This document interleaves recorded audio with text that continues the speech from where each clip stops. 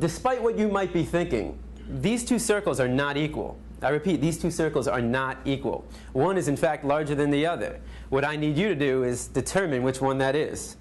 So, please raise your hand if you believe the blue circle is larger than the red. All right. Please raise your hand if you believe the red circle is larger than the blue. All right, very good. Now, before I said anything about these two circles, what was your first instinct?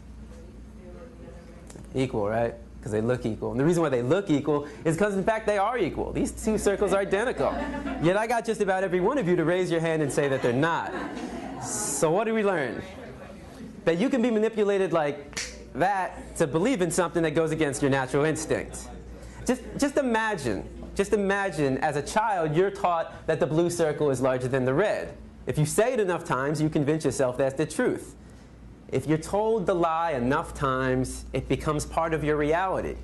And if enough people are taught that lie, that the blue circle is larger than the red, well, now it becomes part of the culture. And if that culture then passes that misinformation along to the next generation, well, now it becomes tradition. And what we have to remember is that just because we have a tradition doesn't mean it's morally acceptable. Tradition and morality are not always the same. I mean, can you think of any traditions that we once had in the United States of America that we no longer have? That today we think back and that was immoral? Slavery, right? Less than 200 years ago. And that was a tradition. So the traditions we have today doesn't necessarily mean they're morally acceptable. And as we evolve as a culture, so do our traditions. Now, The Matrix is a story. It's a story. When told enough times to enough people, it becomes part of that culture. It becomes the tradition.